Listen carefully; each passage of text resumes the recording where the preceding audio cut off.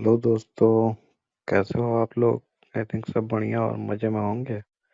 चलिए आज सुनते हैं कहानी, मजेदार और प्रेरणादायक। सुनिए और मजे लीजिए। और हाँ, चैनल में नए हैं तो सब्सक्राइब जरूर से कर लीजिएगा। बगले के आंसू पंचतंत्र की कहानी। किसी वन में बरगद का एक पेड़ था। उस पर बगुलों का एक समूह रहता था।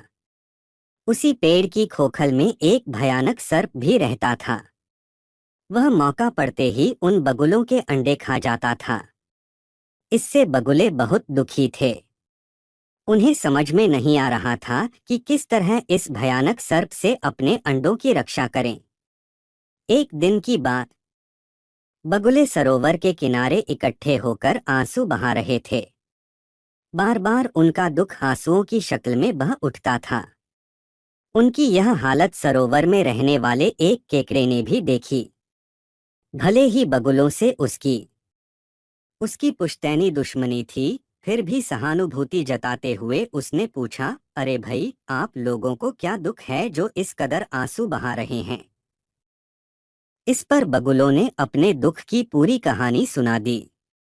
बोले, हमें तो समझ में नहीं आ रहा कि क्या करें। आपको कोई उपाय सूझता हो तो कृपया बताएं।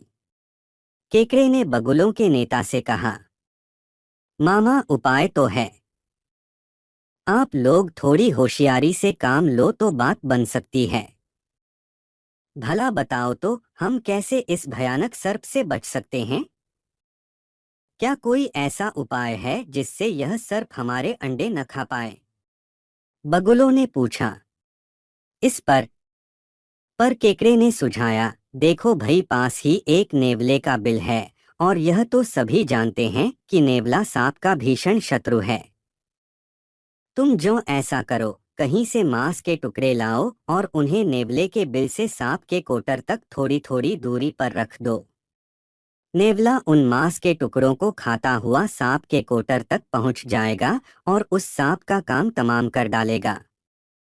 बस तुम्हारी समस्या खत्म। सुनकर बगुले निश्चिंत हो गए। उन्होंने केकड़े को इस बढ़िया सलाह के लिए धन्यवाद दिया, लेकिन वे केकड़े की चालाकी नहीं भांप पाए।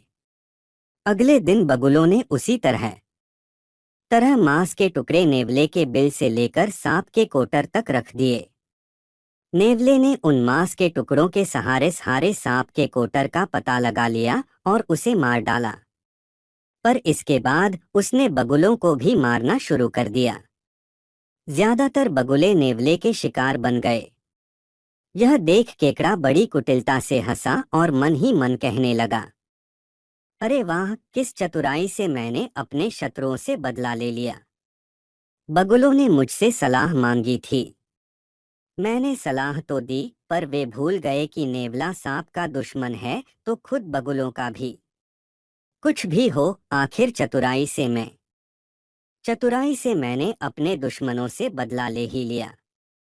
जो बगुले बच रहे थे, वे भी अपने साथियों की मौत और जाति की भीषण तबाही से भौचक्के थे। उन्होंने केकड़े की सलाह क्यों मानी, सोचकर वे पछता रहे थे। पर अब भला क्या हो सकता था? कहानी कैसे लगी हमारे प्यारे दोस्तों? अच्छी लगी तो अपने दोस्तों यारों के साथ पढ़ाई ग्रुप में शेयर करें, ताकि ऐसे मज़ेदार कहानियाँ उनको भी सुनने मिले और खुश हो जाएं। हमारा इतना साथ देने के लिए दिल से धन्यवाद। ऐसे ही जुड़े रहे और कहानियाँ सुनते रहे, और जो सब्सक्राइब नहीं किए हैं, जल्दी से कर ले।